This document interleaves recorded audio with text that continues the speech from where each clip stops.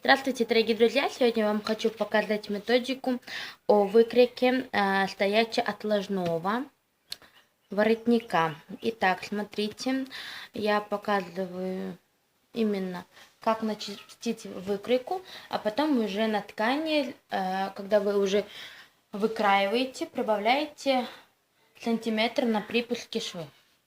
Так, у нас охват горловины 32 сантиметра в нашем случае. Итак, половина из них, полуобхват, получается 18 сантиметров. 18 сантиметров мы чертим вот такую вот линию.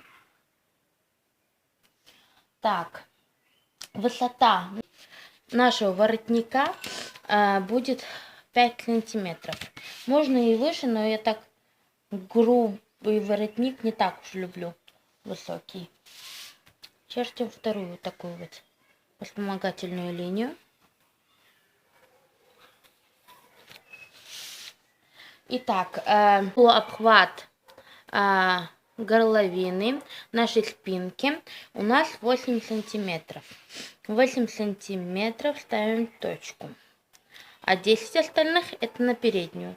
Так, для того, чтобы начертить нам вот эту вот именно линию, нам нужно от этой нижней линии подняться на 0,5 сантиметров.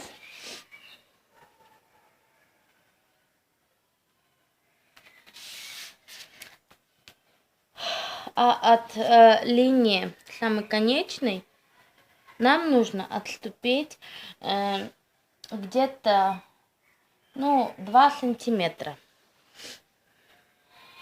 Спускаемся вниз на 2 сантиметра. И нам нужно от этой точки к этой точке плавно дойти. То есть, сейчас, минуточку.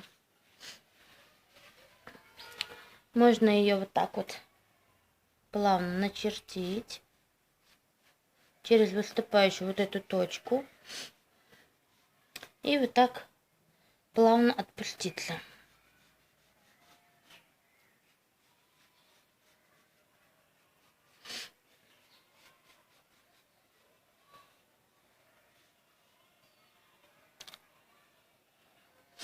Плавно отпускаемся. Теперь для полузаноса нам нужно здесь тоже начертить вот такую вот линию. Начертили мы тут вспомогательную линию. И здесь нужно нам в сторонку, в правую сторону отступить 1,5 сантиметра. Так вот сделаем до конца, чтобы было видно.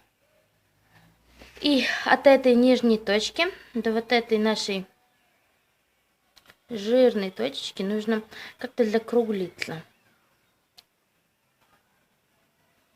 Примерно вот так.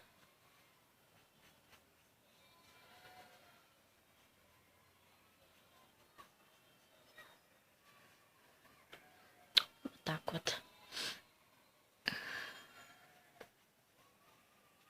Нижняя часть нашего воротника готова. Теперь нам нужно оформить верхнюю часть воротника. Можно, в принципе, вот так вот взять, отступить тут тоже вот 1,5 сантиметра. И вот так вот дугообразно до нашей вот этой точки 8 сантиметров мы ничего не трогаем. Можно сделать это вот так вот, оформить наш воротник вот так вот, закругленно.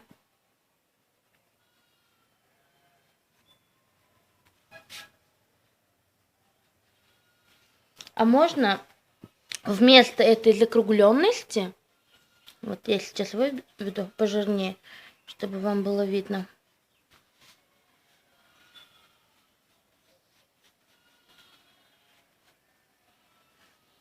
Можно вот так вот закруглить.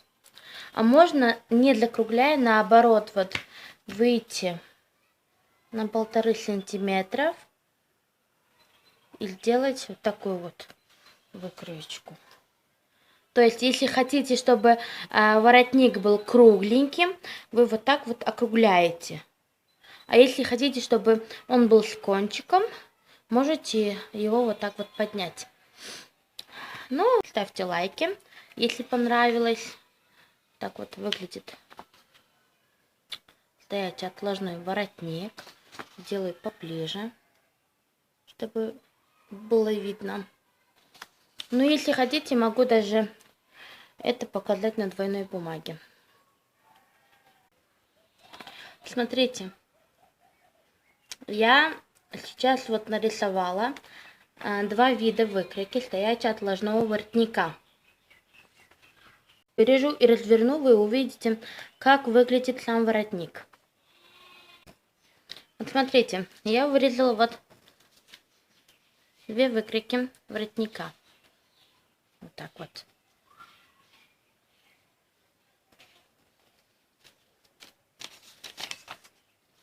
Вот так вот выглядит в целом.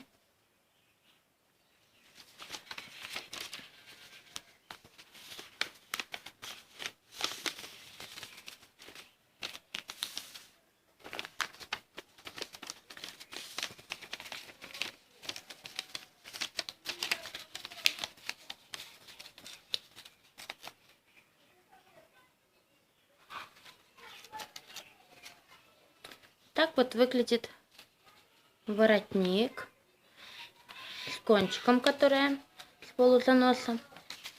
Так как эта бумага не такая перегибная. Сейчас покажу второй. То, который вот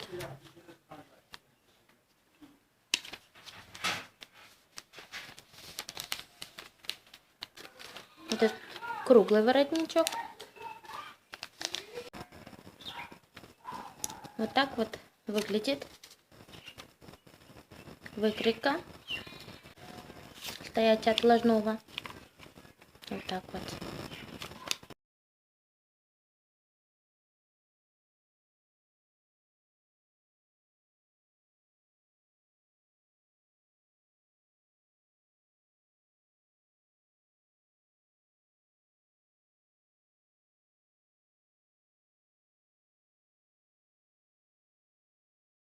Вот этот рисунок именно, как вот выкраивать. Сейчас даже напишу. От нашей линии переда 1,5 сантиметра. Переходим вперед. Здесь, если у нас без стойки мы выкраиваем сам воротник, то мы идем от этой линии. Если оно у нас со стойкой, значит мы отступаем вниз 2 сантиметра. И потом под дугообразной начертим следующую линию. Высота нашего воротника 5 сантиметров. Здесь мы поднялись на 0,5. Наша метка — это полуобхват горловины задней спинки. У нас тут 8 сантиметров было. Передняя 10 сантиметров. Общая 18, как вы видите. И 1,5 сантиметра на полузанос. Такая вот выкройка у нас получилась. Спасибо за внимание. Ждите следующих роликов. И будьте со мной, поддержите своими лайками, просмотрами. Будьте со мной. Спасибо. Пока-пока.